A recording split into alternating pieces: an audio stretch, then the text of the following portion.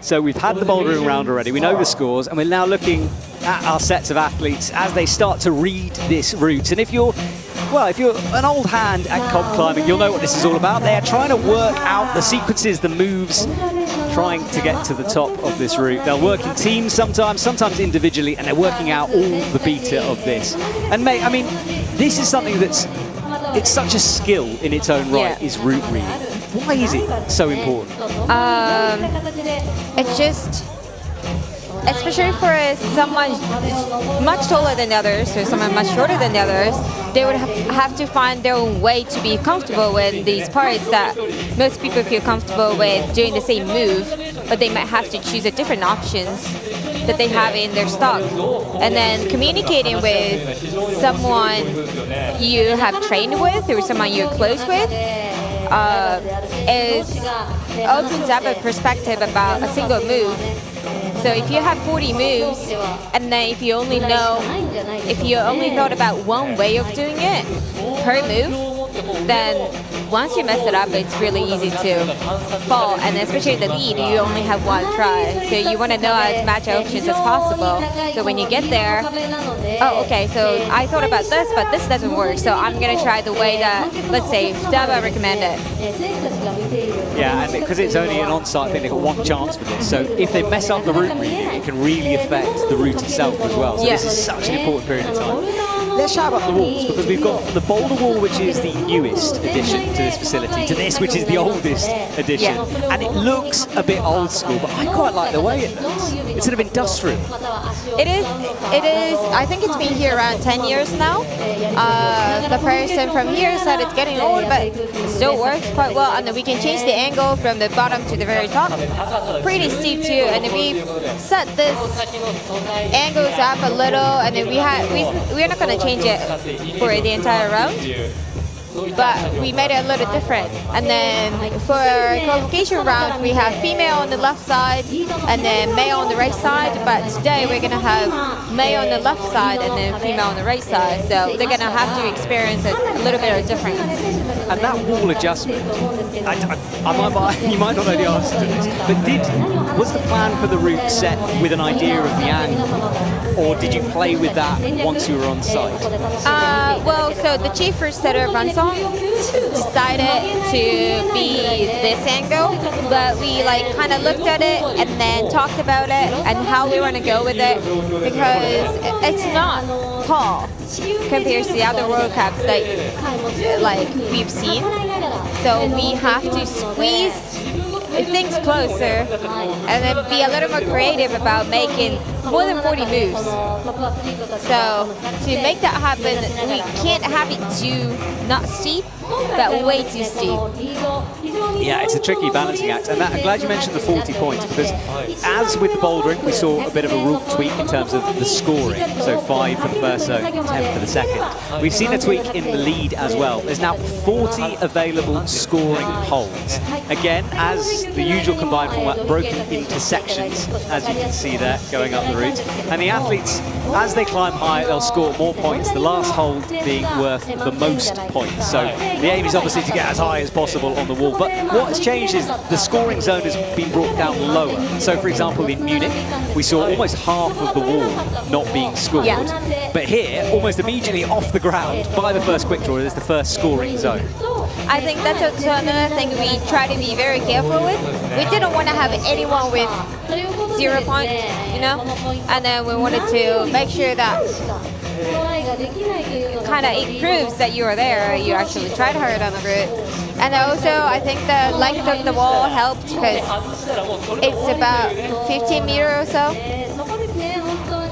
Yeah, it's certainly old school. Look at that boarding there. What's the texture like on that wood? It's a fiberglass, but thinner than the one I've experienced, so it's not too hard to put the screws into the wall. However, if you can see it closer, it's like a square panel, and then close to each corner of the panel, there's a metal behind, so we can't put any screws in. And then that was a little bit tricky part, because we couldn't put the volume set, or we couldn't put like a small crimp that would have worked for us. So we had to work our way around it.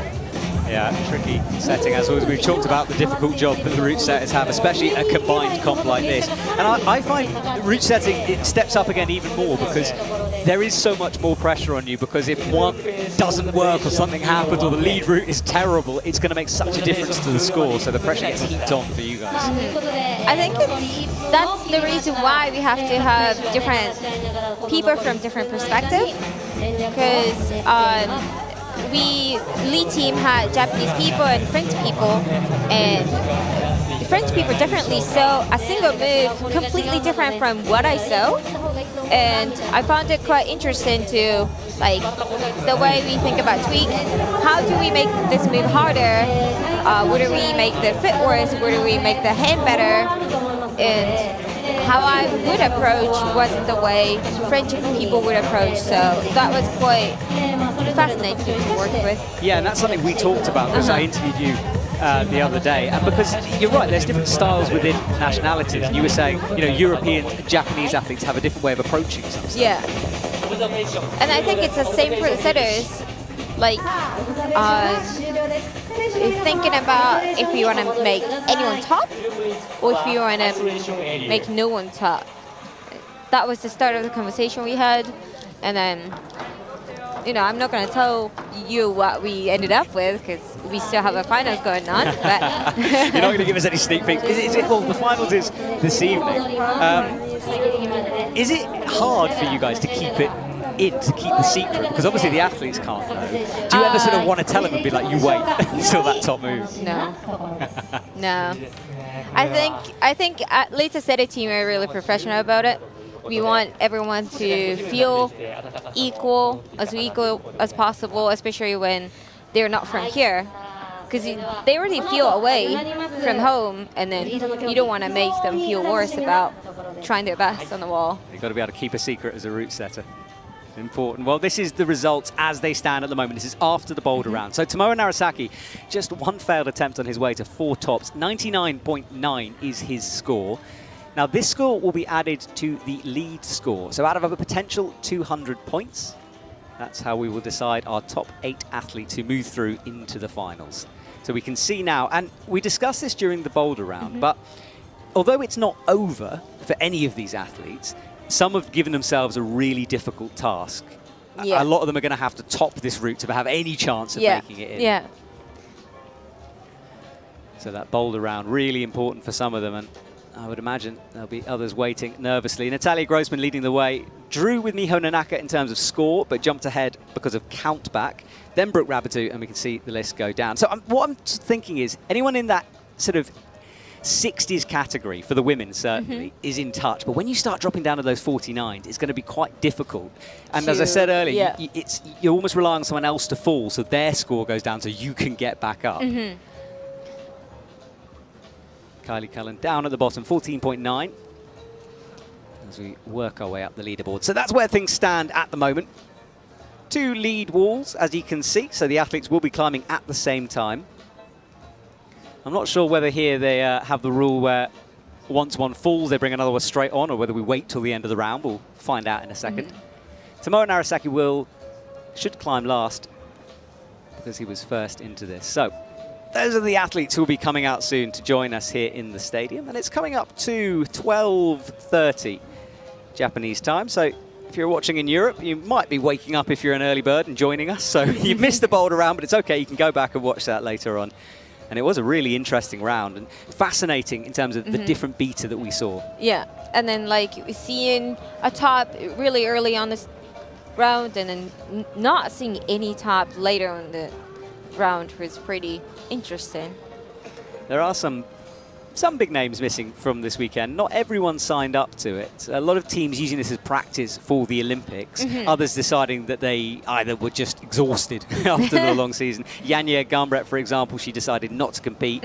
She told me she was going to Bali to have a holiday, which is fair enough, I think, after what she's been doing. But we have got some really high-profile names in this, and it feels like any other World Cup in terms of the sheer quality of everyone competing here. The standard is high. Yeah. It's, seeing the names and actually them competing on the international stage is interesting to watch in Japan because we don't have that often. So and then actually seeing people I know for a long time against them is also quite different as well. Right, we are about to be underway then. Our first athletes are coming out. Hannes van Dyson and Kylie Cullen will kick us off. Same order as from the boulder. So Hannes has another look at his route. He's on the left, women on the right.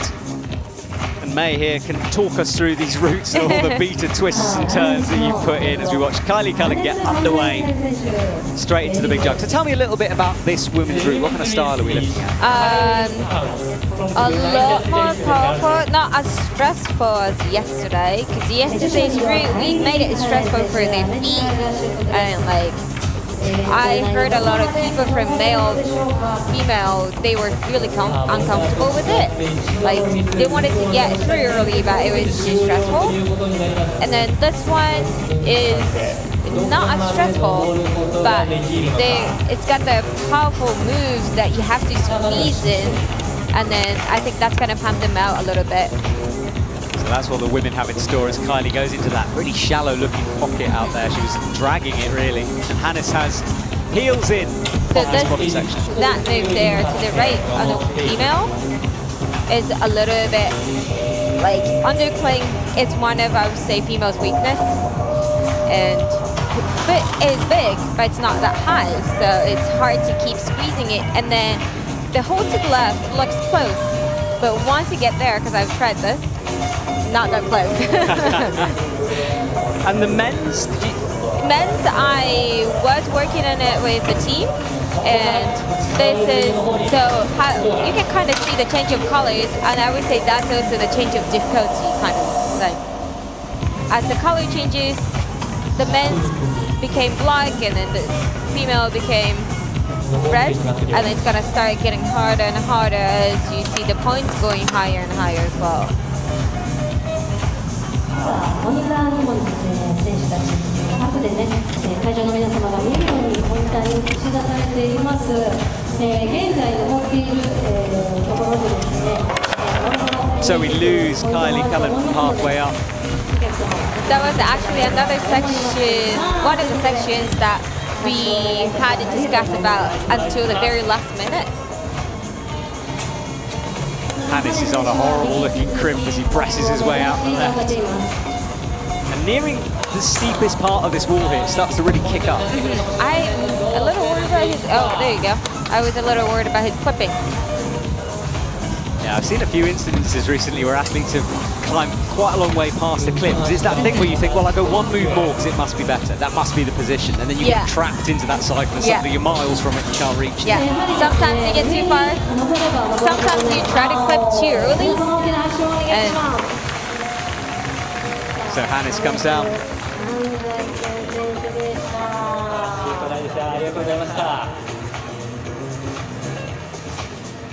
So that was Hannes' move, a big slap up to a high side pull. Right, we're trying to get scores updated for you. We are working on it, don't worry, but I will keep you updated with the app as well. Manon Healy comes in now. Such a good lead climber, so consistently in finals throughout this season. And she needs a strong performance right now. Yeah, I think she sits in 15s right now from after the bordering round.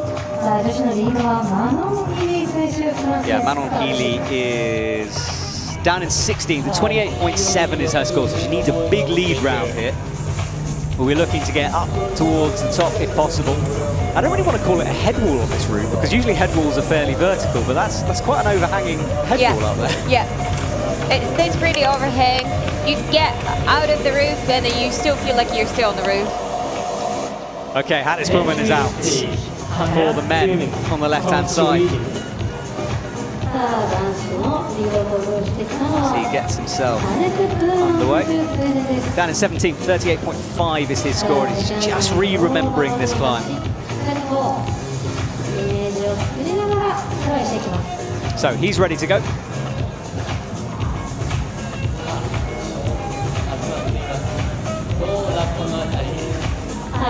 Just taking a few moments to get ready. Manon Healy about quarter of the way up the route. Crosses his way through. Huge holes down there. I dread to think how much this route cost. I I don't want to think about that one count. Well, those actually are rental halls.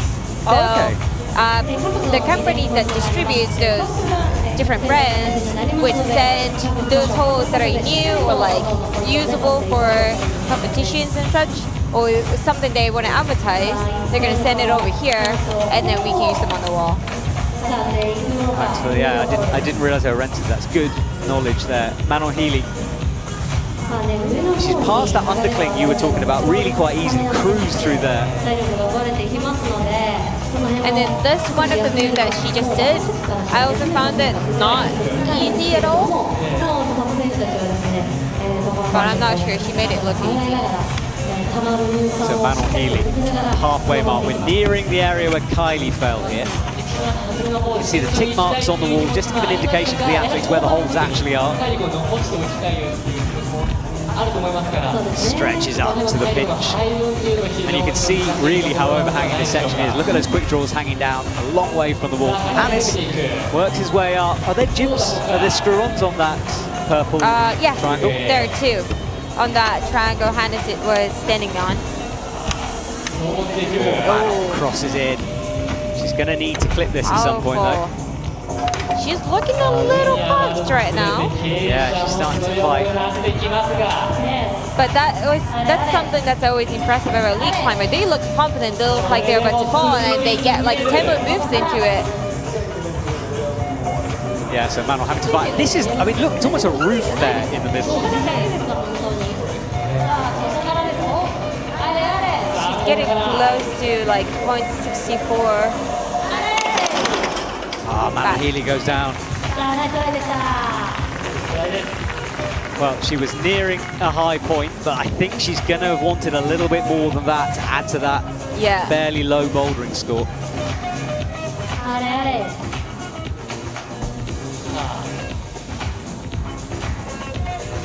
Right, there is our scores, so hopefully we're able to keep you updated with that. So Hannes Pullman, you can see 28 for the lead, so that gets added to his total. Now he's on the 33 because he dropped on it. Down he comes, so that's moved him up, but not enough to break in.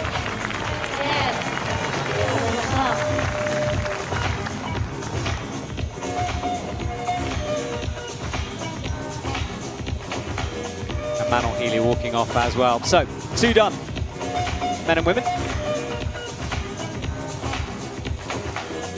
Jilulo out next. Walking very slowly towards the stage, having a look up. It's in a world of her own there out there. And then for the men, it will be Shin Young Yun.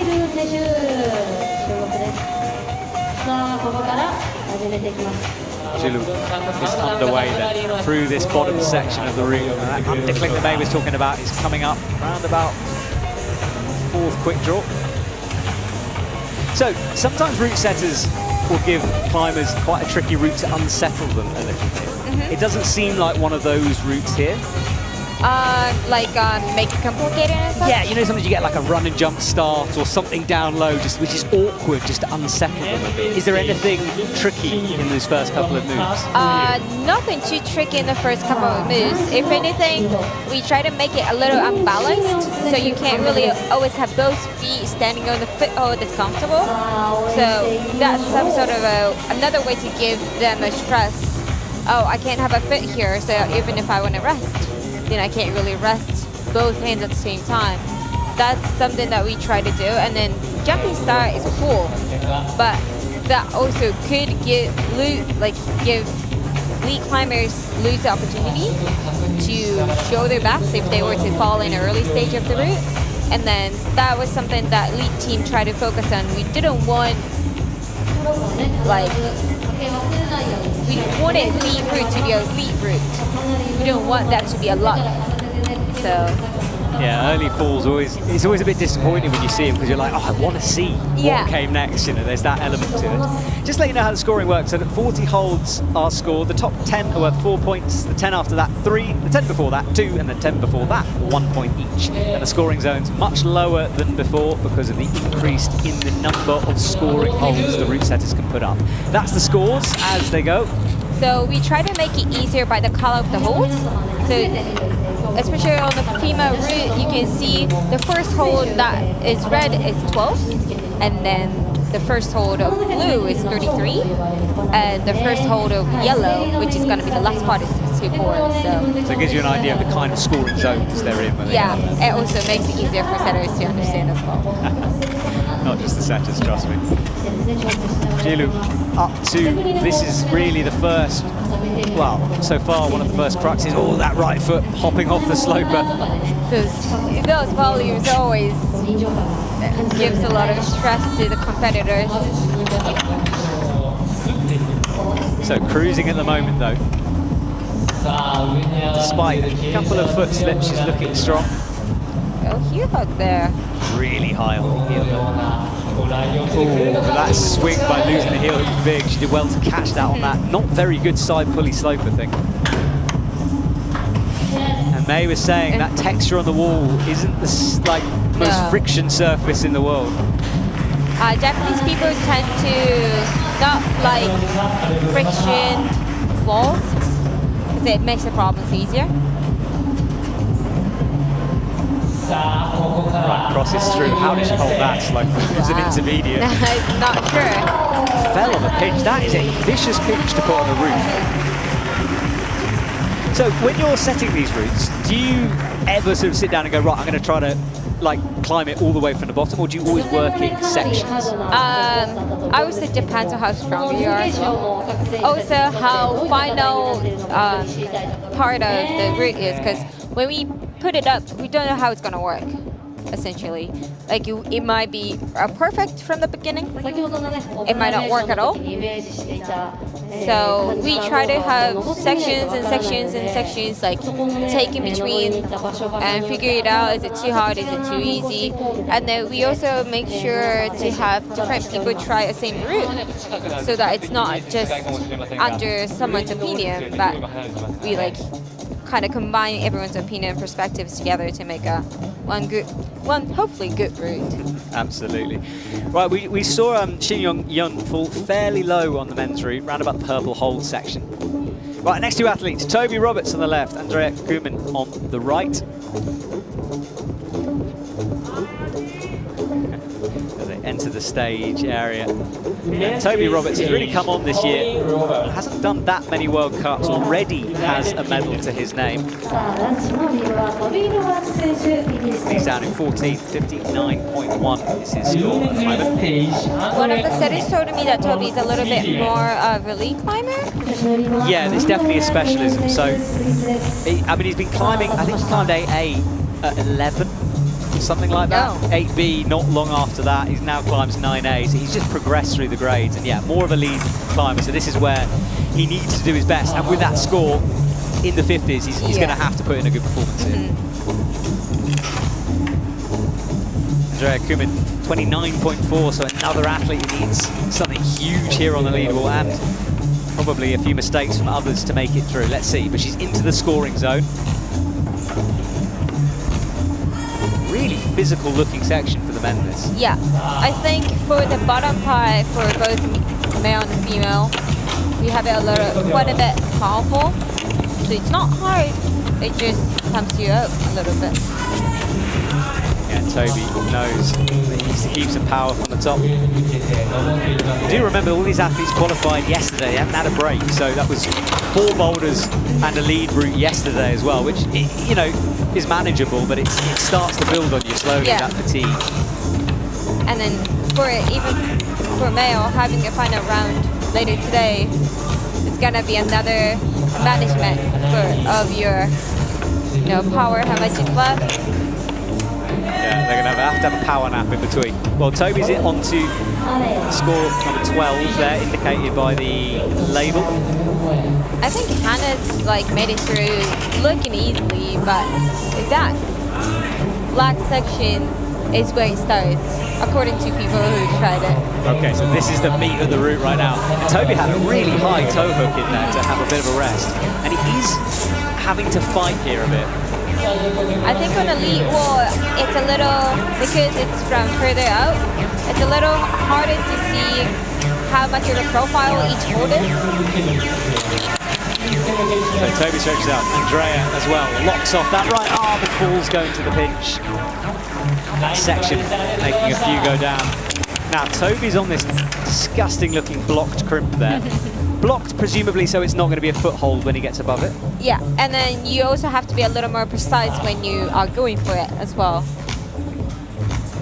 So that press move still locked in on that right, and his fingers are going to be looking for some release in a minute. Andrea came off halfway point, that halfway point women's crux. Here, let's see it again. So it's going up with that left hand to the pinch. Just a bit low on it. Yeah. Toby is still going, and this is what he's really good at doing, is just grinding out these moves.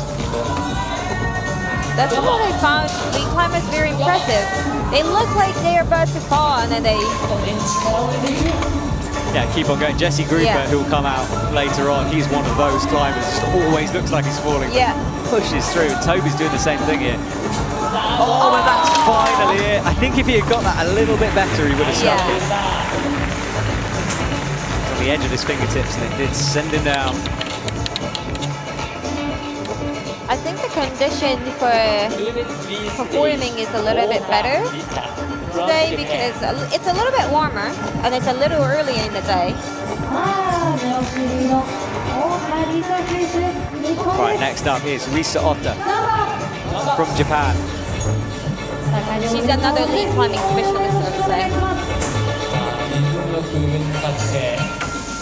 I think she was a little bit away from a competition scene for a couple of years, and she came back, to Japan national final right away. Yeah, she's part of this, just the Team Japan, which has so much depth in its squad. It must be the most intimidating squad to get into, it really must. Especially as a young athlete coming up and you look at some of those names. Yeah, yeah. For Japanese female climbers, I think it's a little easier to know who's a little more specialized in lead climbing than bouldering. So we will see different names. But for male Japanese climbers, you don't know who's going to make it to national team at all, every year. It's a real battle, especially as those Olympic places start to loom up and everyone obviously wants to get their hands on one of those. They've got to be selected. Right, Kokoro Fuji gets underway. He's going to enjoy that lower section, those pinches, that part which kind of burns you out a bit. I think he's going to cruise through there. He had 80.4 points from the Boulder round. So he's one of those who, as long as he has a solid round here, he's going to put himself in a really good position to get through. Risa further down, 26.5 for her. So we're looking at needing to top the route for her. Yeah. She is someone like, I would say, similar to Jane Kim, a little slower, or Manon Haley, if I were to compare with the athletes who's competing today. A little slower, but like a little bit more sure for each move. So Kokoro locks off that left hand, comes into the guppy, pressing his way up. Rita is holding 12. Yeah, there's like a thumb catch kind of thing at the bottom of the volume that we can't really see from this angle. And the right foot is not so good. Now you can see how slopey it is from that camera angle. You gotta keep so much tension onto your foot just to stay there. But then if you put too much tension, then you're gonna pop. Right, well that's the scores. We watch it tick through. So Kokoro is really high up there, 79. Obviously hasn't jumped over Tomoe's score yet, but he's getting closer and closer. Obviously the ones with the dashes, they've yet to climb. So things are a bit all over the place at the moment, but you'll start to see the top 8 develop here as we progress through the semi-final. And there we go, Kokoro Fuji now jumps into the lead position. But of course, Tomoe Narasaki, by being 10 or so points ahead, is going to have an advantage. So still in the best position coming into this lead. Score 33 there with his left hand. Backward flags. Ooh, risky little foot pop.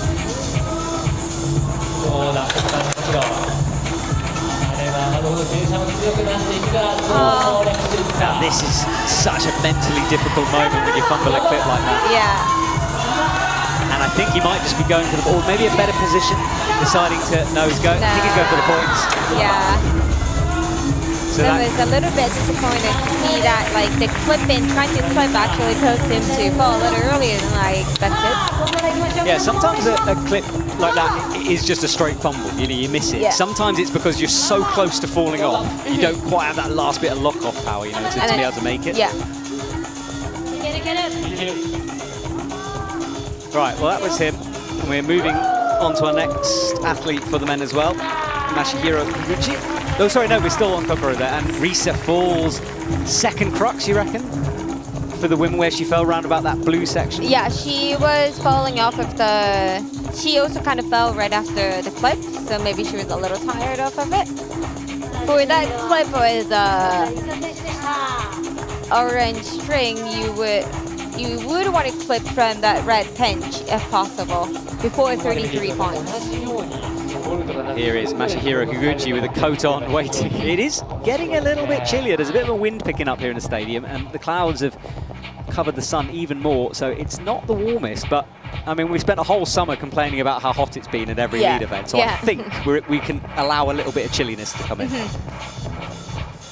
So Masahiro walks out, drops the down jacket. He didn't have not so bad of a Boulder round, if I remember correctly.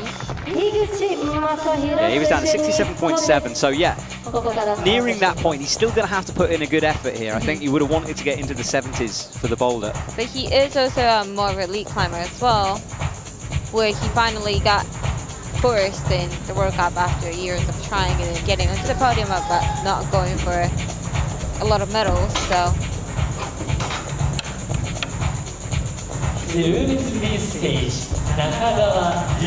Ryu on the right now. Enter the stage. She's also one of the tallest climbers from this round. So just taking a moment to familiarise herself once again, just remind herself of the moves. She's down fairly low from the boulder, and 24.8 is her score, so needs to put in a big performance again.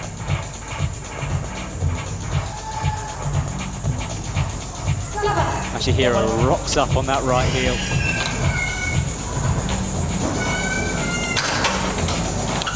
So his right foot is on a screw on there. It's hard to see from this wide angle. There's a couple dotted on that purple volume. Ryu is underway as well.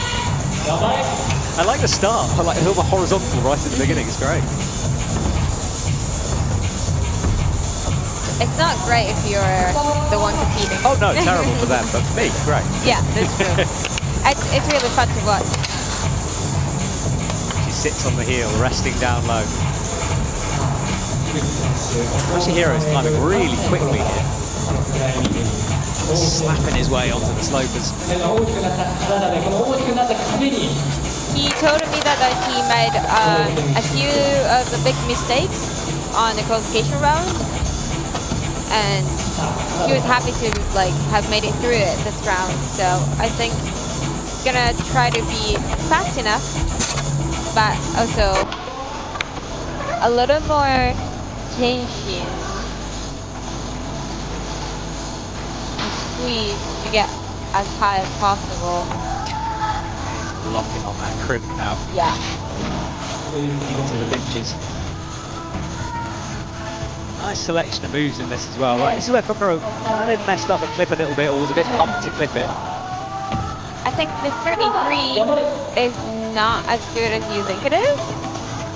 So it sort of lulls you into it, and you get there and you're like, oh yeah, okay, right. He fumbles it too, just immediately snatches for it. Maybe that's something about it on this grid now. It's the second athlete to do that. Interesting. We'll keep an eye on it. It's funny, clipping is almost a move into itself. You know, working out the best clipping position. So his score, well, flashed up. So second place at the moment for him, but it's likely to change. Let's watch this again. It's always hard to tell if it's pumping or if it's a slip. we just gotta have a look. I think if it comes from the black section, like I said earlier, it looks easier than what it actually is when you're on the wall.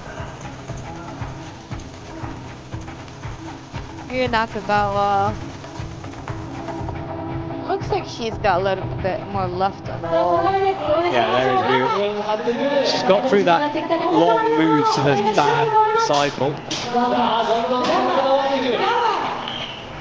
42 is her combined score, so that's 24.8 plus the 66.8. The interesting part is that those scores aren't bad, but somehow it's hard. Right, reaches up to the pinch. Does it nice and static, so looking good at the moment. Drops in another underclick. And there goes another underclick.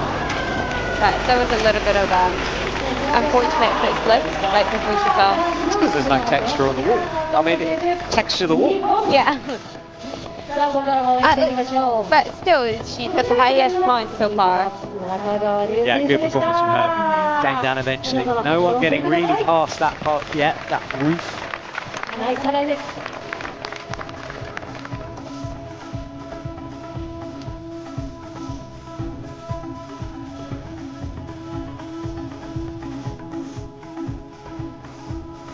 Now we have another Japanese climber, Tatsuya Yoshida.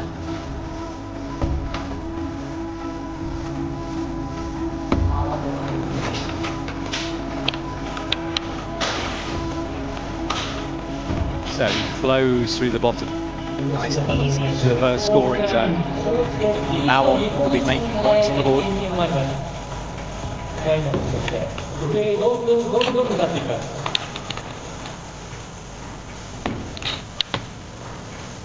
I think he is a little bit of a lead climber. Really precise from every move, but perfect so far.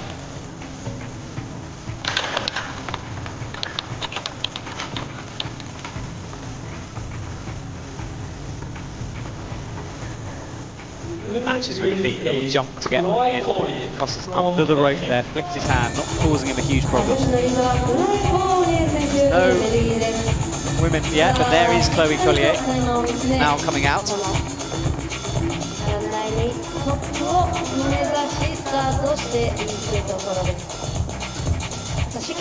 Yeah, she's got a sleeve underneath, so she should be getting chillier than early in the day. Yeah, definitely. Temperature has dropped here. 34.2 is her score from bouldering. Chloe definitely more of a boulderer, so it's going to be difficult for her now to make an impression into this finals. But as you said, slightly shorter route might suit her, especially through that roof section. Very, very physical. She's such a strong athlete. Satoni. Looks like he's cruise control at the moment, but this is where I think the pump starts to really kick in at the end of it. So the crimp below, like the black crimp that he has his left foot on right now, is, I don't know why, but it's bad. It seems like the angle of it, you have to sort of get your toe, you can't, Yeah. it's awkward if you look at the position of his left foot. Yeah, and it's a cross, but weirdly close. So I think a lot of male would find it really uncomfortable. He didn't fall, didn't fumble on the clip there, so he might have something. He's actually shaking out here, so he's certainly got something to give for the top bar. Chloe is about a third of the way up.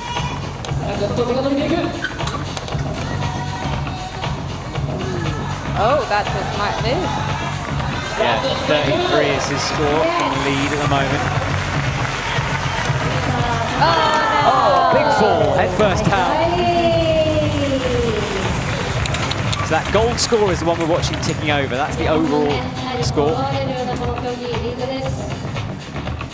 want to see a replay of that again. Let's watch this. So I wonder if he slipped.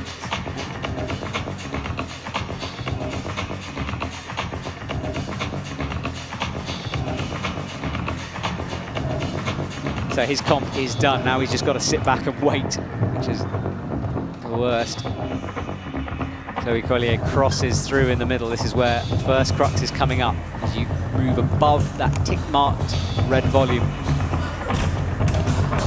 56.2 is her score, moves up 58.2. Every move she does now is points on the board. But this is where we start to see how difficult this is, because she's still outside of the top 8, so she needs to climb almost to the top of the wall just to break into the top 8, and we've still got a lot of climbers left to come. Nearly slipped with that foot, managed to save it. And this is where it becomes really powerful. Bumps with that left hand, trying to get higher on the wall, and presses with the foot, really struggling. So Chloe outside. Every stage, Kawamata Lake from Japan. Let's watch this again. So it was the feet that went eventually, but I think she didn't really have the height to go for the next hold, that next pinch. I think she was a little too pumped to bring her center of gravity up high. So Rei Kawamata pulls on. She actually climbed really well on the lead yesterday. So I'm looking forward to seeing if she could have the same kind of a performance on semi-final route.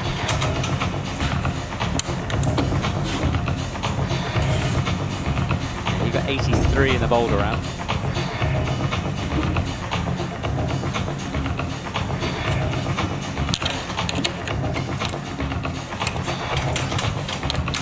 Right, reaches up high, clips in. Easy at the moment through this bottom part of the route. Just try not to get pumped, don't overgrip. Mia Krampel comes on. Mia Krampel from Slovenia. Mia had a better round today, no? Yeah, 49.4 was her score from Boulder.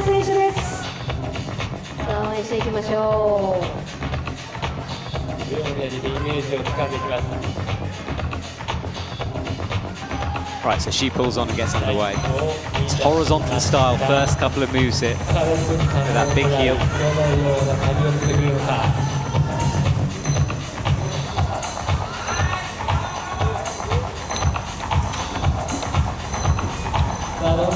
Great shot to show the state of these holds.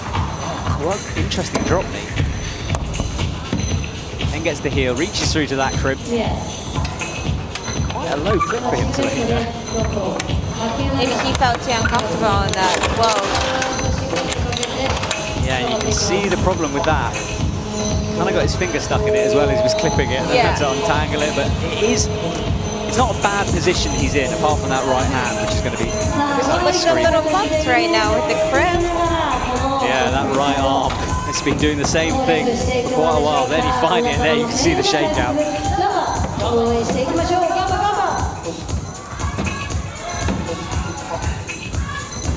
So as we know, this is where the pump, and he takes a moment to rest, sitting down on that right heel. Straight up to the big pinch.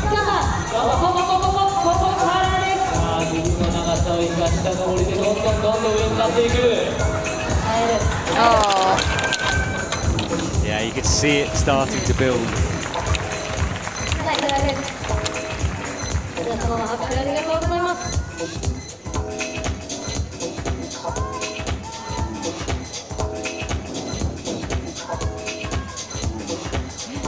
That was the big fall, back and down.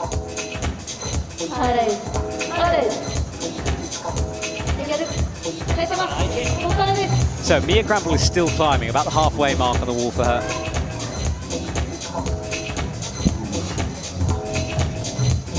Colin Duffy waiting in the wings for his turn.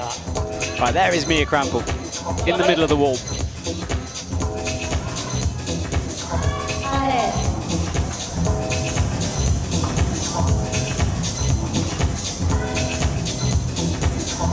.4 is her score, bumping up slowly into the top 10 now. 49.4 from the Boulder, and then 20 from the lead being added to that. As you see the score, it's really easy to tell how important the bordering round is, as well as the lead round. Yeah, it seems a bit more balanced. Yeah. Like, lower the score you have from the bordering round, you have to rely on how the others are going to perform and how yourself is going to perform on the lead round. And I think that's quite a bit of a pressure to deal with once you get into the ISO. Absolutely, yeah. So, as I said, it's like it feels like this combined format is so mental as well as physical. You have to put everything to one side, even though you know that, okay, I've got to go out and actually top this thing now to stand a chance of getting through. But Mia is doing really well. Bumps out, gets the toe hook locked in, moves to the top of the leaderboard provisionally on 91.4 out of a possible 200.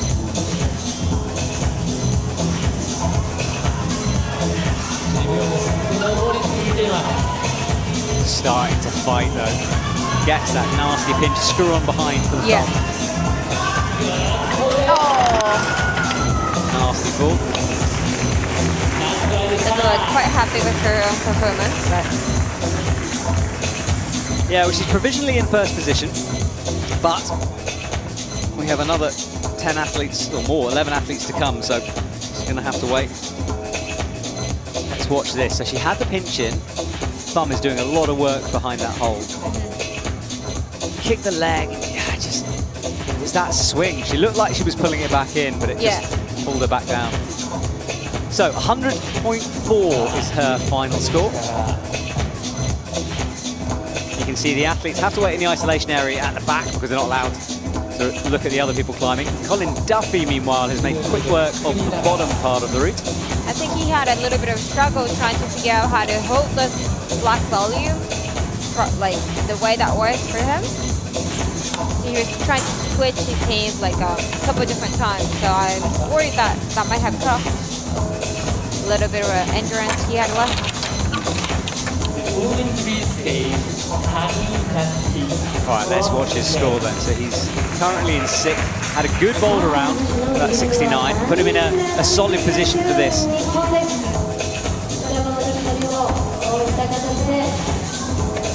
Latches that crimp, which isn't very good. It's almost like an intermediate to bump you up to that next pinch.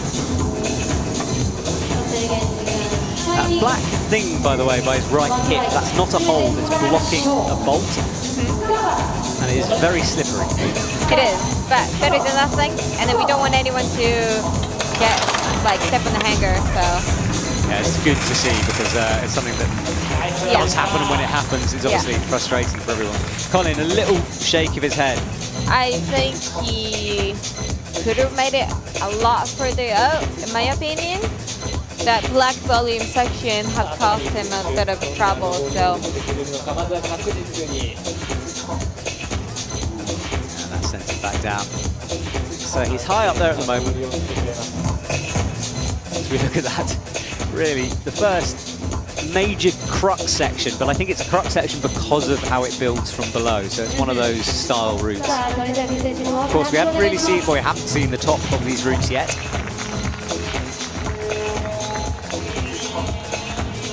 Now we have Natsuki Tani climbing on the wall.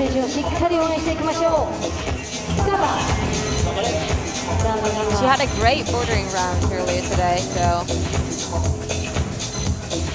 Yeah, she could be in for a finals place here. I mean, look, already in second position, and again, we can see the scoring system come in because she's just given herself so much more of a chance now.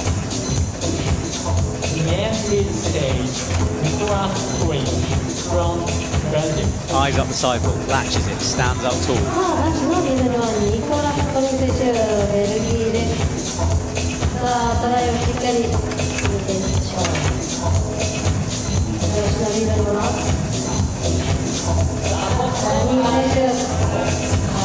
She's so good at hanging on terrible holds for a long time. I'm always amazed by her endurance. Iwate and Mitani has been in the same category since the youth climber.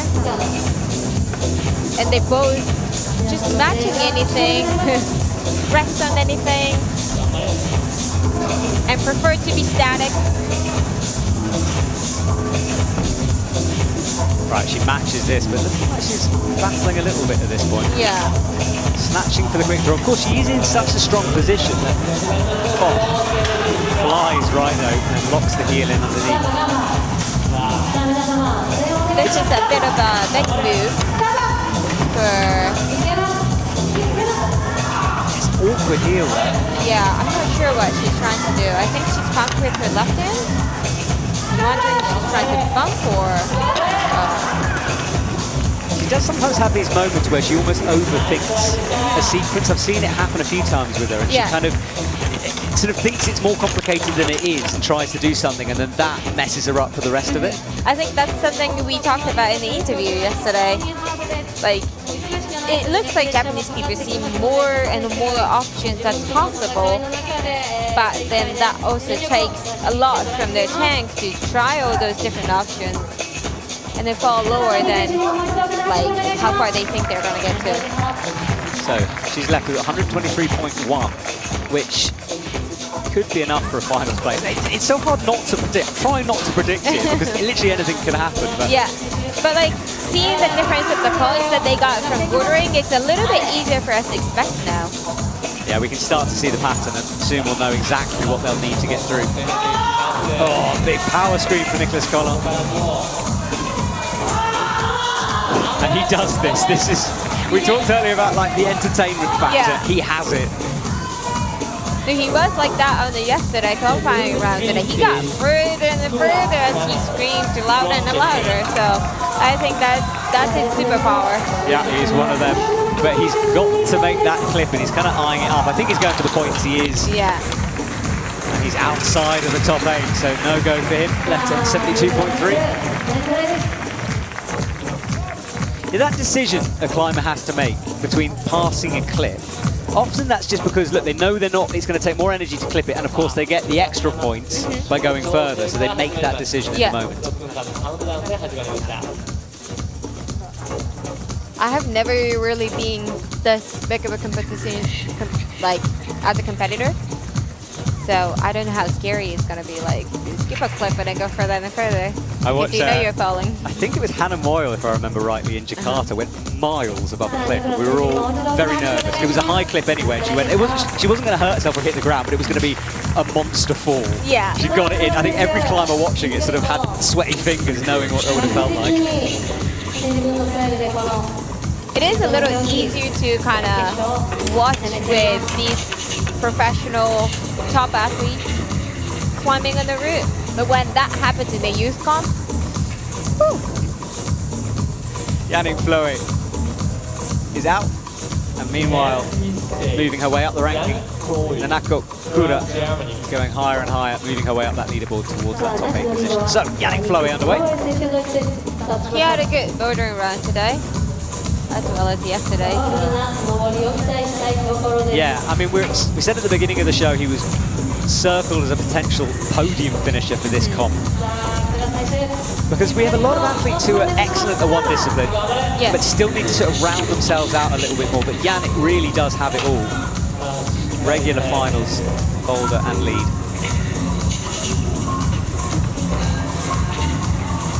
And Nanako is coming up to the first crux. Seems like Nanako was a little tired on the bouldering today, and then I can kind of see that through her climbing, like on the lead right now as well. She locks in the heel, keeping that right arm really straight in order to rest properly. The lack of feet here is the problem, isn't it? Because the hands aren't too bad, but the feet are awful.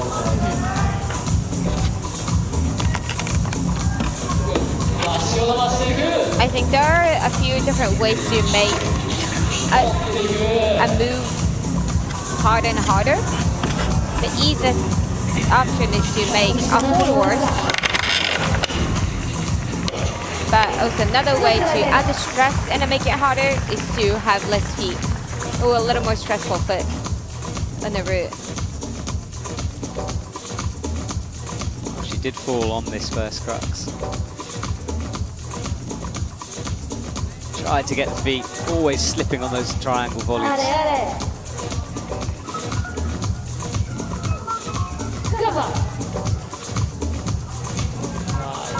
Leaves her just on the edge at the moment. Yeah, 77.9. and we have about 10 more people coming out. Yeah, so I'm not sure that's going to be enough for her, but a good fight towards that first crux. Yannick's still on the wall though. He's doing well here, right? So are we going to see someone get through into the next section of holes, the yellow holes at the top of the roof? Yeah, I wonder if we get to see the upside down part. He's getting big encouragement from the crowd here. Oh, look how much power he has in it. He looks a little fast, but he's still going at it. Oh, that. Might be the same score as Satona has. Well, he's at the top of the leaderboard at the moment, in first position. Elementary stage, Aoyagi here from Japan. Yeah, and a good fight. I thought he was looking quite fresh up to that point, actually, but it's just, I think the body tension required for this move we're watching here is a lot. And he tried to get a knee. And almost flipping out. No, we try to make sure you can't knee bar. Ah, okay. That was another thing we worked on. It does look, from that angle, the knee looks almost like it should be, like an obvious move for it. Do you think that's going to throw a few people off, or? I wouldn't say it's impossible. I think any move could be possible for anything, even if we try not to make it happen. But it's hard. It's harder to do it than like trying out the different beta. Maybe thinking Paul Gem's height will lock him in that knee, perhaps. I mean, he is just so much taller. We'll see. We'll see. So Mia is underway into the scoring zone. Ao Yurikuza comes out for the men. Next three stage, Yurika Ao from Japan. Ao is the lead dedicated climber as well, but he also really likes training and bouldering too.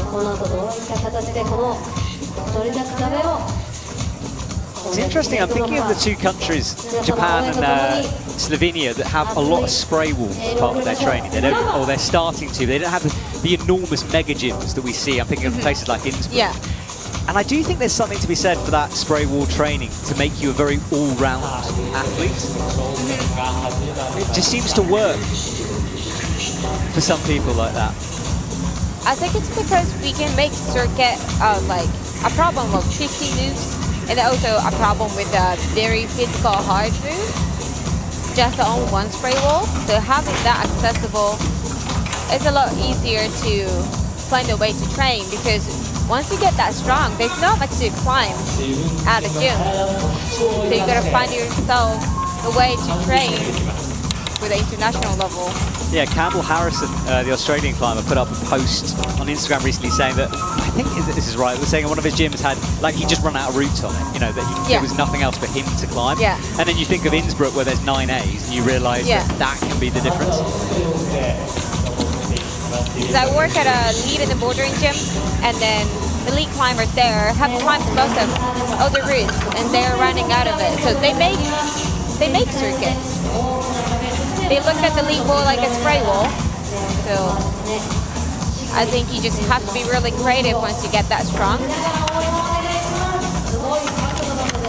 Yagi sitting in 19th right now with a little harder bouldering round. Reaches through, but this next move is the tricky one. Presses the knee against the volume to get a bit more height. Stretches up, it's so close. Inches away from the middle of that hole.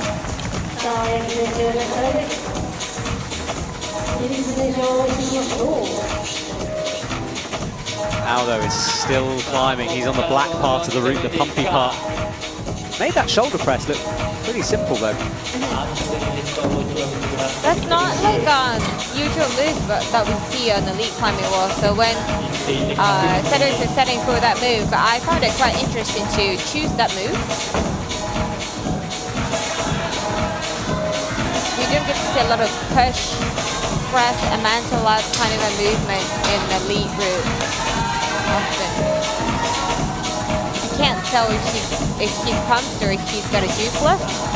Yeah, it's difficult because you get to this point and like Yannick looked quite relaxed by this moment, but then fell soon afterwards. I think it just gets you. And that rest as well, it looks good because it looks sideways. However, the feet are so bad, you've got to put a lot of tension through your body, and all the while your muscles are straining, tensing. Yeah. It's not as restful as it seems.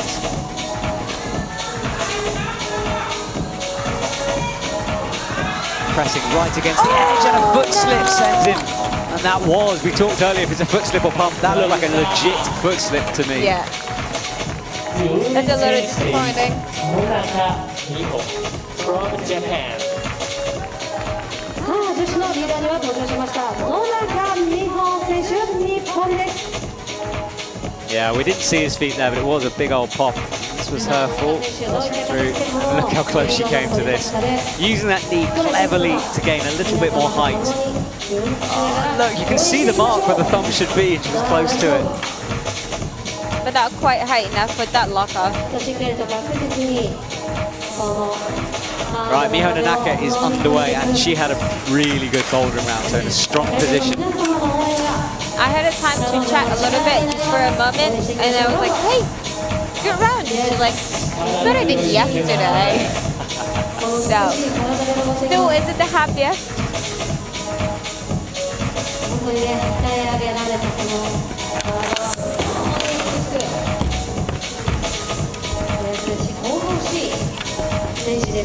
I wonder if she have a little bit of an easier time with this route than yesterday. It is pumpy route, but each move that has a physical strength to it is something that she's good at. Yeah, she's already in third position, so every point she gets on is just going to send her further up.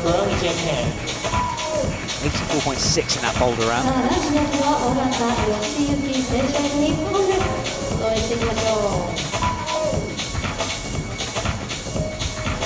Right, she's into the next round of scoring, the higher points.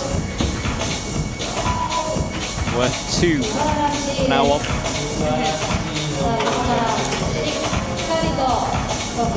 If you missed the explanation at the beginning, 40 holds are scored. The top 10 are worth 4 points. The 10 after that are worth 3. The 10 after that 2, and then the 10 after that 1. So obviously the higher you go, the more points you get. We also have Yoshiki Ogata climbing a men's route, just not street at the moment. Yeah, he's on the left. We're sticking with Miho here as she crosses through the section with no feet. She looks a little bit pumped. Oops. Yeah, she's looking a bit pumped here.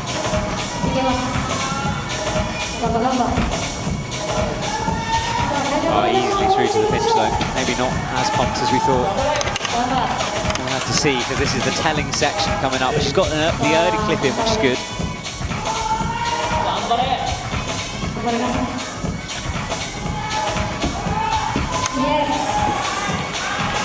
Katsu's almost using the edge where the wall joins to stand on. Finding a good resting position there with that left toe hook in. Yeah, the hold itself on where her left toe is really good. It's just the angle isn't that great.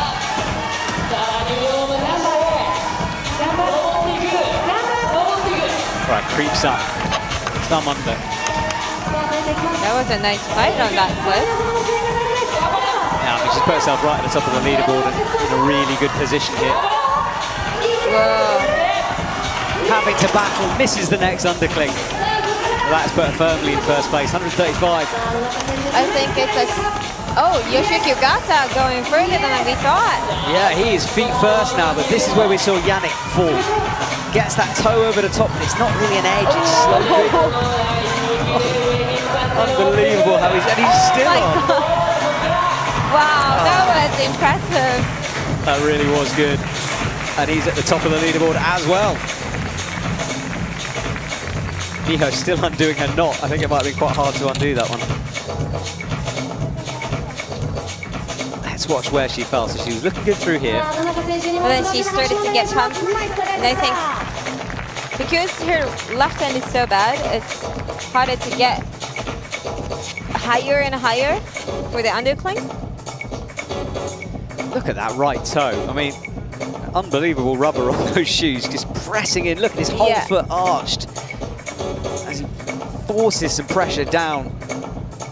I'm literally sitting in the commentary box trying to do that movement with my foot, and it's really calf intensive. Yeah, Elementary stage. I'm not really good with the toe hook, so United States of America. I found that bicycle kind of a 川 movement. 端選手にももう一度大きな Always 拍手をお願いします。そして Chloe Koskoi.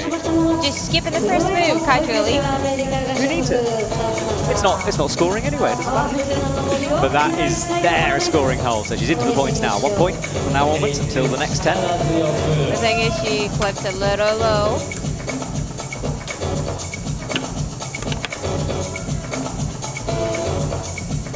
Trying to kick her leg around the rope. And Paul Gempt is up. I want to see if Paul Gempt can stick a knee bar in where you think there can't be a knee bar. I want it to happen. I don't think it's necessarily going to help him, but I'll be interested. I think anyone can put the knee bar in. We just make that spot for the knee to be really small. So if they stick the knee bar in, that your hands wouldn't have a space. So if you want to stay there until the 6 minutes is over, maybe that's smarter. But if you want to keep going, I don't think the knee bar is the smartest idea. But let's see if he can get that far. We'll have to see.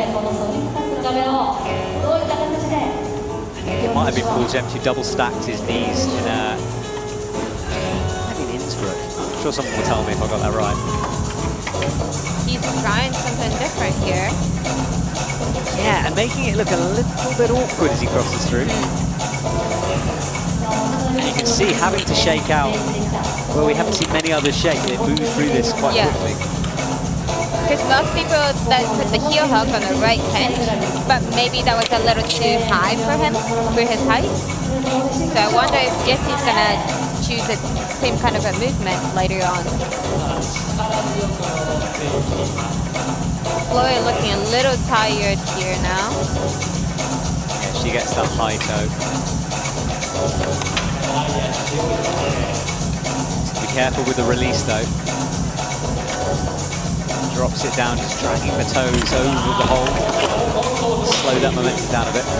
I can see her fighting face there. Still holds it. Yeah, she's still going. Has that knee scrub, but this is where if you are more tired, it really tells on that hole. Yeah. There's no tricks around that move. It's just pure lock off, go. Yeah. If you haven't got it, it's hard to fake it on that section. You can't find many tricks, I don't think. Nope. I would say the red section is a powerful, straightforward kind of like a pure strength moves, and then blue comes into compression and dynamic, something you don't want to have right after the powerful section. Yeah, we often see these mix of styles like within routes. You know, we get a crimpy section and a slopey section, and it's difficult. I always find going from crimps to slopers really hard. Yeah. For some reason, and you know, everyone has their thing that they don't like going between. I just don't like slopers in general, so I would agree. Right, so Paul reaches up with the left hand, locks it off. Oh, nearly slipped there, it does.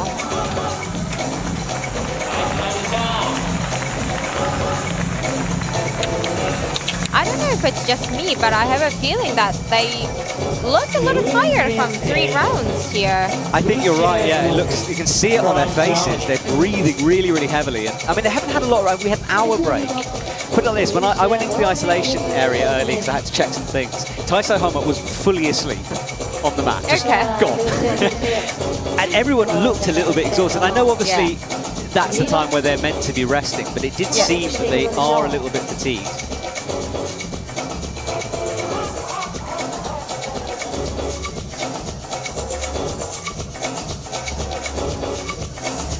We're in the middle of a sports arena here. There's football, there's a baseball field out the back. Climbing, of course. We see a Dorfel underway.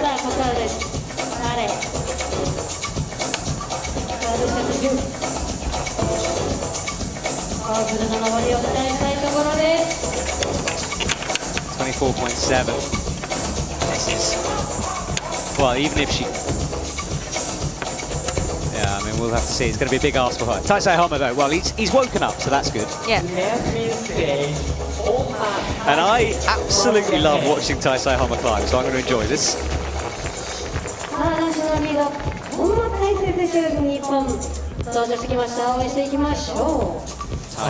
Taisei is currently sitting in 13th right now, and the highest score being 132, and he's on 74.6. So he's gonna have to be closer to 64 at the very least to be secure for the final round. Right, so he gets a high heel in. You see it making good progress.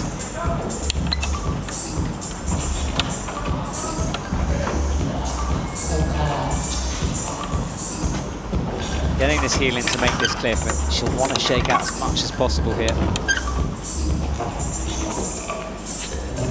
See, we can see that difference there with Taisei on the right, just cross straight through into it. Yeah.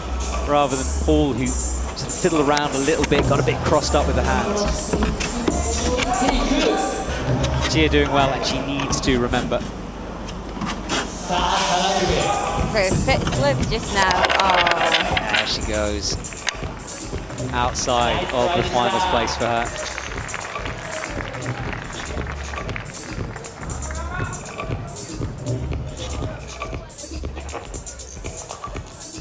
These combined events were such a good opportunity for the athletes to get ready for the Olympics, because as of next year we start to get into Olympic qualifying territory.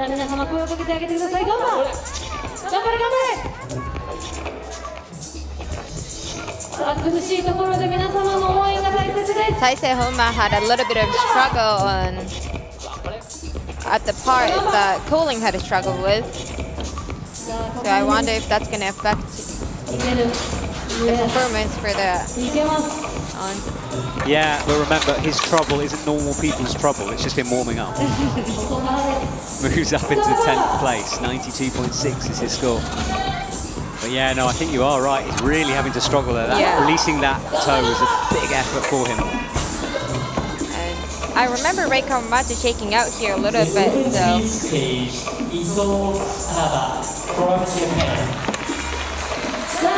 Taisei rotates that drop knee.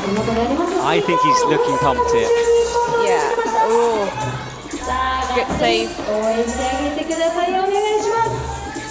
Shakes out, goes into this shouldery section, and then you have to try to rest and click, pressing your feet over to the left. Yeah, I have a feeling once he gets in a good position in these two crimps, he might have a chance to rest a little. But I'm not sure if he wants to keep going or not. Crosses up, he's nearing the roof.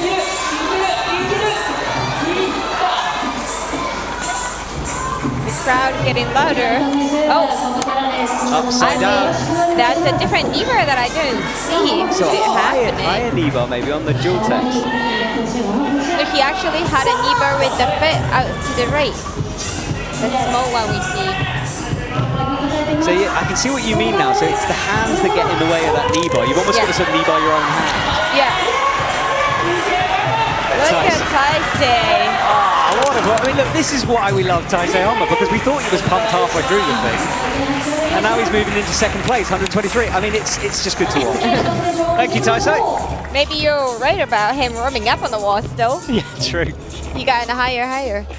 Now we have Daba Ito climbing in the women's route. So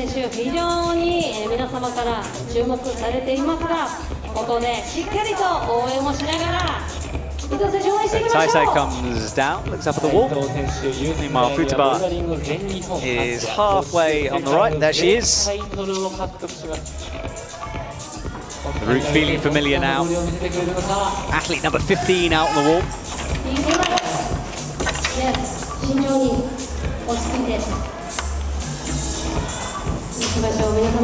5 to go in this semi-final. Iwate in 4th position, so looking really good for a finals place here. If she can keep it together, she's using that vault cover there which you can do, but it's nasty. Yeah. Really, really nasty. I mean, if you think dual text is bad, that stuff's like an extra level of slippy. I think that's something that's also an advantage you can have with your home country. Because you know a little bit more about the wall, you know a little bit more about the holes that's a blocker. Yeah, this is her hometown, so this is where she grew up, learned to climb, got good at climbing.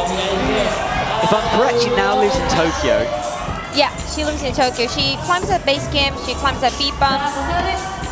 And she is looking pumped here, ignoring that clip. Ooh, what a big fall. Came down, but that's left her in a good position for the finals.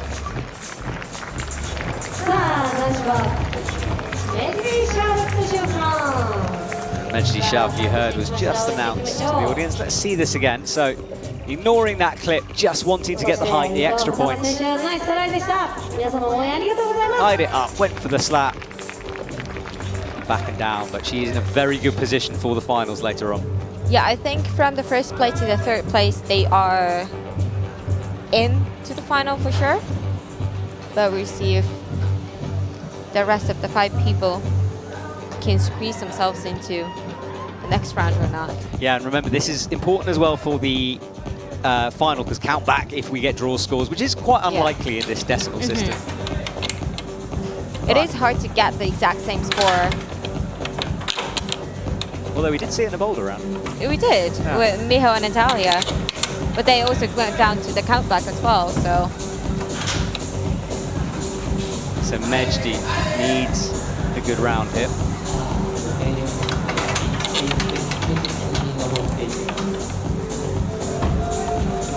He's through that section really well, I think.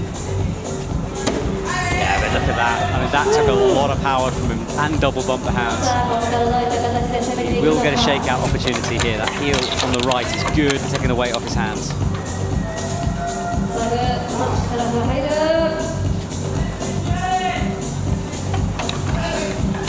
Is it just to me, he looks a little nervous climbing this route, or maybe this is how he usually climbs?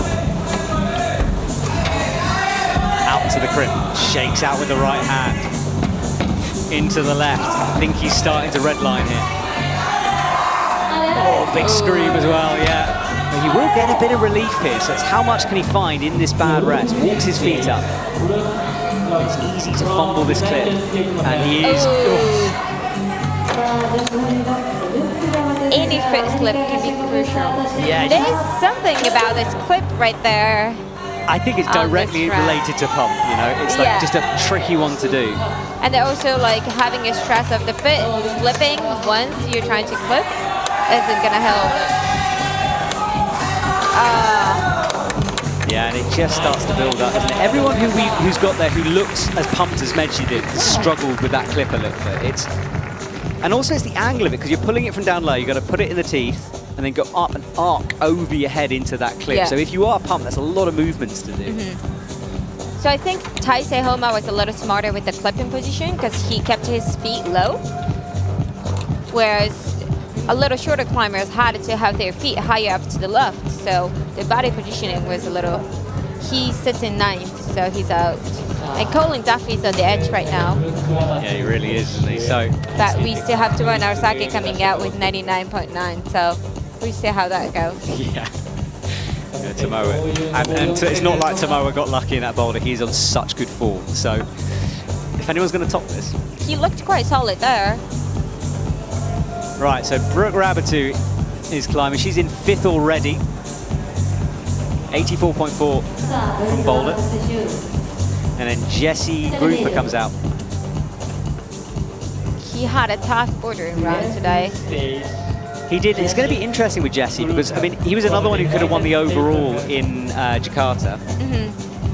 Still on the podium for it. But his bouldering, you know, if you look at the Olympics, you think, like, his training, he's going to have to really start smashing that bouldering from now on. And he's obviously incredibly strong, but like he'd destroy every normal ball.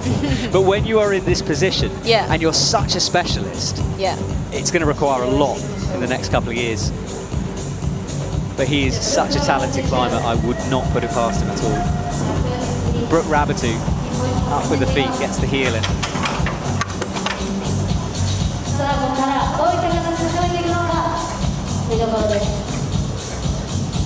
Brooke flowing through this section. Jessie coming through into the purple part of the route with that high heel. Look at that split on the wall. Brooke Rabatou, classic move that. She should patent it. I mean, Yanya's got the Yanya flick. I feel like Brooke should have something for that.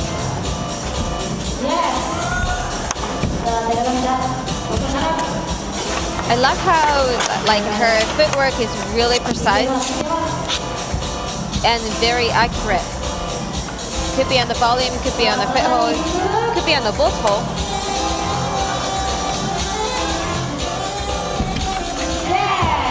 That physical flick and a catch. Up into second position now, 123. So she is safe into the finals. And this is where knowing the score as an athlete would really help, because I would imagine she'd want to fall off right now, save a bit of energy. Although, of course, count back, but as we said, it's less likely here.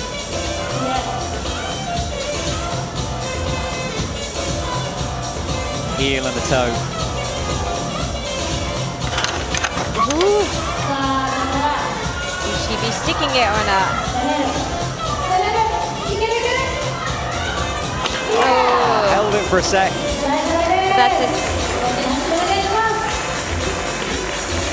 That's the highest point so far for women. We've yet to see 64. Anyone hitting 64 and on both men and women's route. Oh, I think generally we much prefer it when the athletes have a battle like this rather than lots of tops. So far, I think this is a great route. Yeah, when we have a lot of hundreds, then the lead round becomes a little bit less of a like thing that's important. So Jessie is still going. He's another one of those athletes who grinds his way through these routes. He's going to have to. He's still down in 20th place. She looks look the box with heel hook and standing up, and that crane looks a little tighter for Jessie. Looks really tight for Paul as well. So. The women's stage, Seoul from South Korea.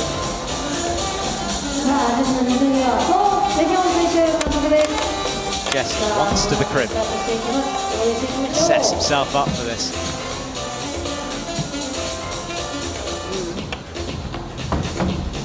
Is that total dual text he's standing for the right foot? Is there No, there's a no shadow foothold.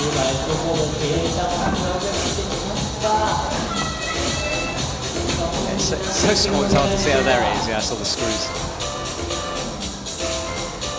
Right, he hates having to work. Starting to move up though. He's going to be outside of that top 8. There you go. That was one of the smoothest flips we saw there. I know he could still make. Sorry, I miscounted that. 140 because he got 47, 50 now, so he could if he tops out. Oh, that looks so good. See what I mean? It's just, he's another one of those. You think surely he must be gone here. Look at that. He is styling out the roof. Just skips the match. Doesn't need it. And look how high he's got with that toe. And that was that move where you have to press and arch your foot. I don't know. I can never expect anything about Jessie. Like, yesterday, qualification round, he looked like he was pumped out halfway through the route. And he went up all the way to the top. Yeah, so. he just doesn't let go. Like, climbing is so easy when you don't let go, it turns out. Jessie Powery, look at this performance from him, and he needs a big one. He needs every ounce of this performance at the moment. The head wall beckons, a couple of holds to go.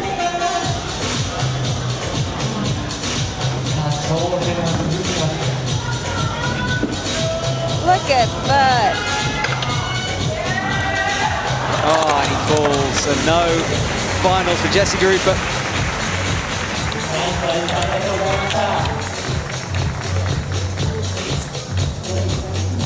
So 3 to go before we say goodbye to our semi-final. 4 for the women, 3 for the men. 非常にねリードに強い選手です。 Taehyun saw up. She looked a little tired on the bouldering run. どこまでいけるのか。抜けないところです。But she's high on the route while we were watching Jessie near the first. She and Imori is also another climbers that just don't let go. Whoa. 6th at the moment, just under 100. Now up into the top 8. I want to see someone get into this undercling here. You can see how much it's taking. So crosses under that try-hard face. But I think that was smart of her releasing the heel hook before she started going across that section. Ooh, sticking it. We might see the 64 right after I said that we haven't seen the 64 yet. Commentator's curse, you'll get used to it. She goes. She's one move away from, so she's into the highest point scoring now. So from now on, these points are really going to rack up for her.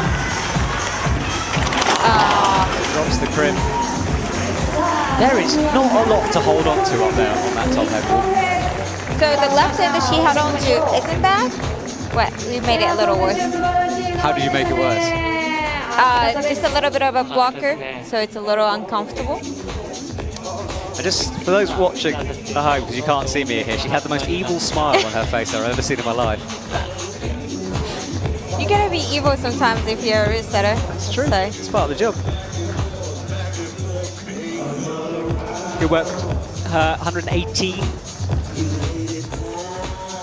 Tomorrow Narasaki, our current leader, is climbing. Every time he leaves, he just has harness and a rope with him, but he looks like he's always bouldering. So I meant current leader from Boulder, not currently, if that makes sense. But he is already in the final. And I wonder how much, I wonder if it does start to play in the athlete's mind now. Because, you know, if you know you've beaten everyone in the Boulder round by that much, I appreciate that he won't know what anyone else has done. However, he'll probably know there isn't a top. What if it plays into his head where he starts thinking, you know what, I don't need to give this 100%? I mean, I'm not asking you to predict it, No, I'm just I think wondering. like some coaches have thought about it and then maybe have approached that way before, but as long as as far as I know, a lot of Japanese athletes just want to climb a route. They want to top a route. And I know in the qualification round, once they know it's for sure they're going to be okay, then they take it a little easier. But from semi-final to final, I think they understand that anything could happen. I don't know when he is going to flip. Yeah, I think he's thinking about flicking his leg under and then flicking that left hand, but it's, oh wow. How much juice does he have to have left to flip that from there? He is in rare form. Like he was so impressive in Boulder. He was so impressive at the Asian Games. But he does fall from the roof, but still, right up on the top spot, 138. Best score so far.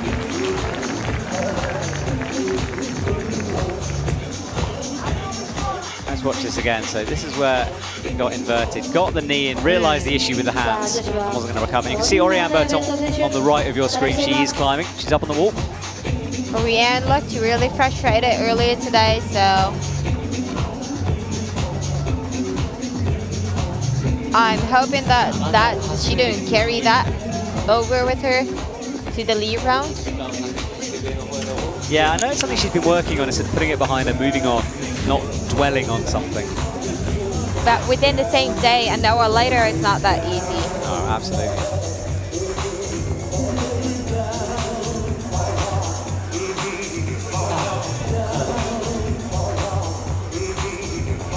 It is kind of weird to see like her name sitting really low in the scoring, even though she's still a lot to go.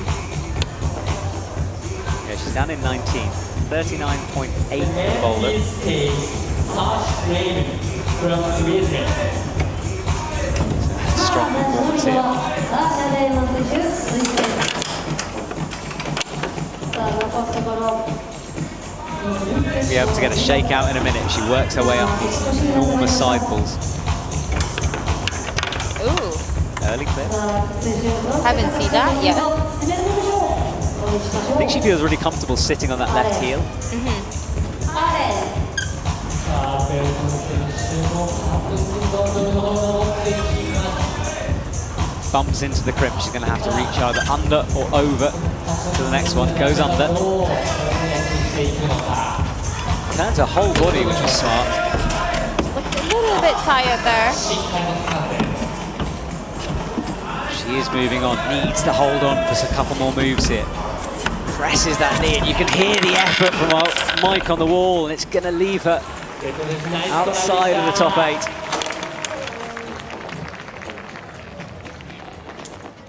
And no finals for Oriam.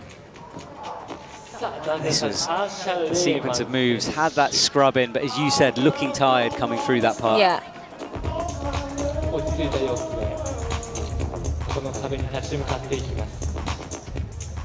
The setters were talking about it. No one's gonna fall in the bottom part, but everyone's gonna be tired from the bottom part.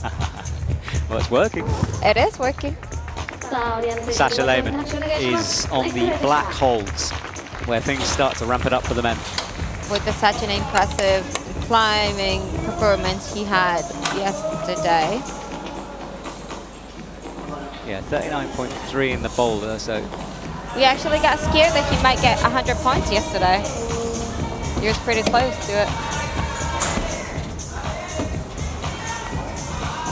right, Sasha crosses through to the crimp, rests. We know how much talent this man has, especially on a lead walk. さあ、女子のリードはナタリア・グロスマン、アメリカが収穫です。 Lovely work with the toes there. 応援していきましょう。 She does have to get really high on this lead route though in order to get into the final round.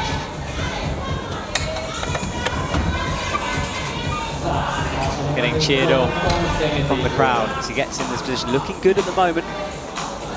But let's see, his clip tends to be the telling point. Okay, no fumble, he's got something. Okay, he's got something left there. Got something He left. looks a little pumped, but he's got something left there. Flicks over, gets the rope a little tangled up. It's not huge, but he's still twisted in it. Oh,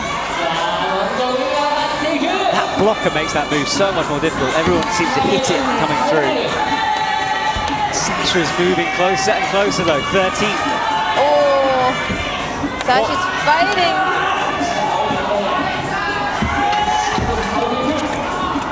Turns, moves forward, look at the scoreboard. Oh.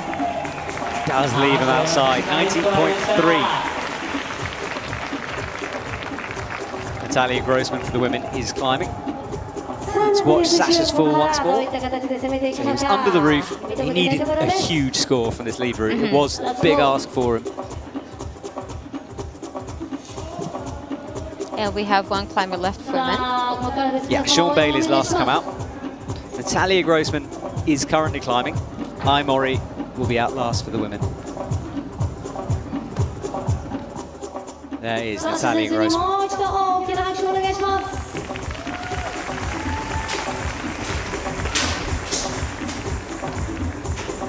Up to the first rest, not using that clipping method we saw Oriane.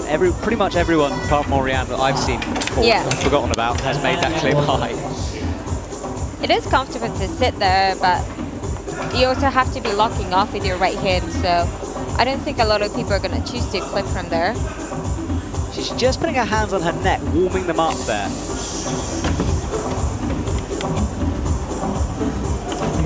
Any female climbers love to split when they can. It's true, and she's another one who's really good at those kind of moves. Yeah.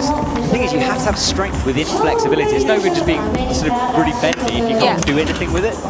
She does have that strength. Especially if you're shorter, it becomes such an interesting and important skill to have.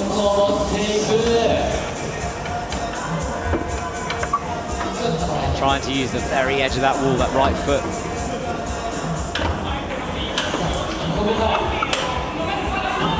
Natalia looking really good. I thought she was tired, but maybe she's not tired. No, she is tired a little bit. But looks like she might get to the highest point we saw earlier. Yeah, I mean, she's in the finals, currently in third, 129. It is going to be interesting if she was to get the exact same score with Morioka. But looks like she's got a little bit more juice left to go through here. Or maybe not. Well, next couple of seconds are going to be telling. Out to the first of the underclicks. Swings around, kicks against the wall, drop knee, drop into it with two hands. Really fighting as she moves into second position. Oh, and sticks it, okay.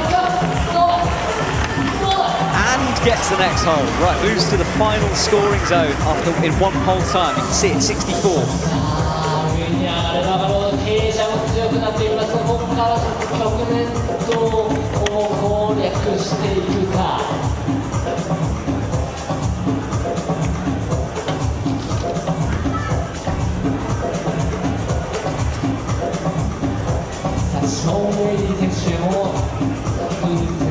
Natalia resting on this head wall, and remember that head wall isn't vertical like a lot of head walls are, or just slightly overhanging. It's really quite overhanging up there.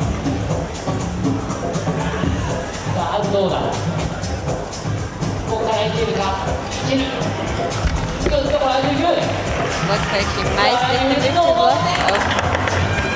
Now she falls. So Natalia is at the top of the leaderboard. Just Iwate to come. And Sean Bailey is, whilst Natalia's been climbing, Sean is just coming into that awkward clip. He made the clip really smooth. Yeah, so he's... Yeah, we're watching. This is Natalia's fall. I just want to keep you updated with how Sean's getting on. But Natalia falls there. That was her through the roof. Sorry, after the roof. So she leaves the stage. Sean Bailey does look like he's got a little bit more left to fight with. And he didn't have any foot slips so far. All right, but this is where things get upside down and very difficult. But he is chalking up. Again, kind of wants that knee bar. It's just so obviously there, but you guys have put those hands in the trickiest of positions. Well, he's rotated through. Yeah. Does he stick it? 10th place at the moment, and now into the final. So Sean Bailey, final athlete out, will climb again. What? I'm trying to work out how that was. He dropped right down there.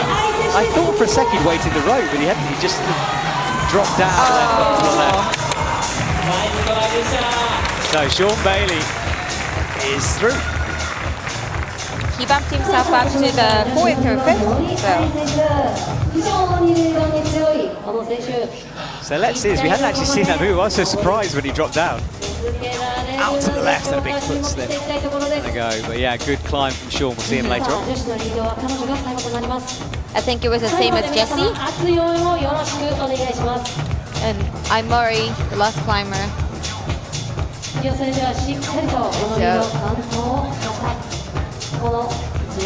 Yeah, there is Iwate. We get to focus on her now. Men's is all finished. All the athletes have climbed, so we know their positions. And Iwate already in 10th place. And we know how good this lady is on the lead.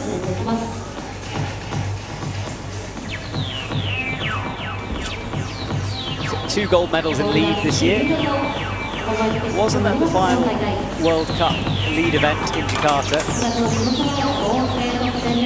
I heard that Iwate, one of the routes, she climbed pretty high with Yanya. Like, they were the only 2 climbed up that high. And someone asked Iwate about how it was, and she's like, I just wanted to climb a little more.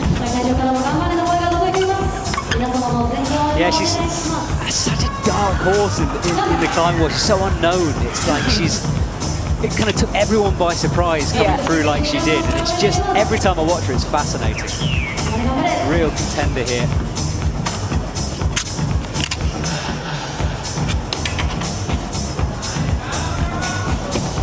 She's up into a finals place now, 8th.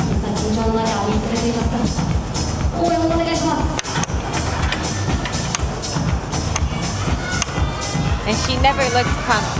No, she doesn't. She always looks calm as well. Yeah. This is quite a flicky move for her. And it's a long way. Made it work.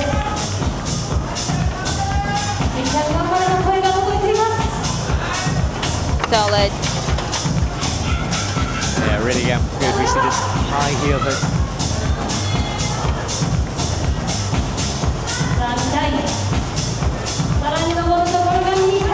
Look at her fingers on that pinch. She's really almost like locking that grip off on it.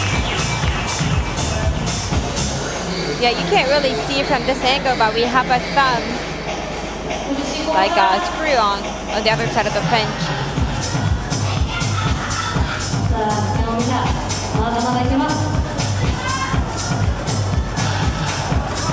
High, has a look to the left, drops back down again. I think she's gonna have to release her toes So she's trying to get enough back in the arms. Once she releases that toe, she can hold on now. Changes the hand position. Ooh. Wow, impressive.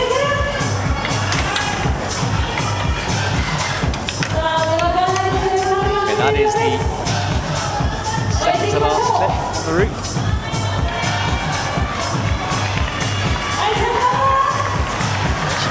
Will be able to rest it. Does she need to? Or maybe she doesn't. 4th. I mean, she's looking incredibly chilled out. It's calm and serene from Iwate.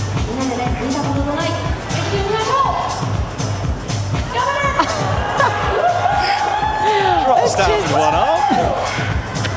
I don't know. I mean, how do you counter that? This is route setter next to me here. So difficult, into the crimps. We're nearing a top here. She's in first position now, 153.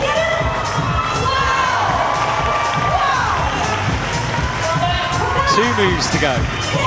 Needs to work the feet out, cross the right hand over. Ooh. Gets the heel in. But this last move is a big one. It's a little... Oh, she's on that dual tech, right on the edge of it. Jump, holds it, drops her pinky off. Gets the final hold and clicks the draw for the maximum possible points. Unbelievable. What a way to finish our semi-final, eh? That's just incredible. I don't... Wow. Just wow. Unbelievable performance from Iwate. Once again, showing us that... She just never disappoints. Yeah, she's truly one of the best. And you can hear the crowd behind Iwate. So we will most certainly get to see Iwate climb in the finals.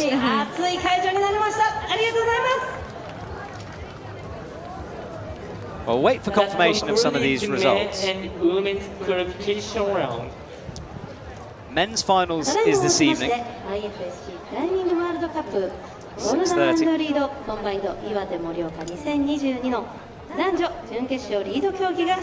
mean, what else can you say? That was her final couple of clips. Well, we'll wait for confirmation of these results. Fist bumps all round. We'll see those ladies again later on. They have 4 hours now to desperately try to depump, grow some skin, if possible, which is going to be quite a big ask. And Iwate now releases that serene look, a big smile on her face. What a performance from her. Well, thank you so much, May, for joining me in the commentary box here. It was an absolute pleasure talking to you here this morning, and so knowledgeable, and great to have a route setter. We always have athletes, which is brilliant, but route setters is fantastic as well. Well, Tomoe Narasaki, that is our top 8. Paul Gemft, Rei Kawamata, Kokoro Fuji, Yannick Floe, Sean Bailey, Taisei Homer, Yoshiyuki Ogata, and Tomoe Narasaki will make up our top 8 this evening. Paul Gemft, what a performance for him, climbing his way in to that finals. And then coming down, we see the list of the athletes who won't be climbing again, but a good chance for them to have practiced this format, got through to a semi-final, and that surely gives them confidence coming into next year and the qualifying for the Olympics. We'll wait for the women before saying goodbye to you guys.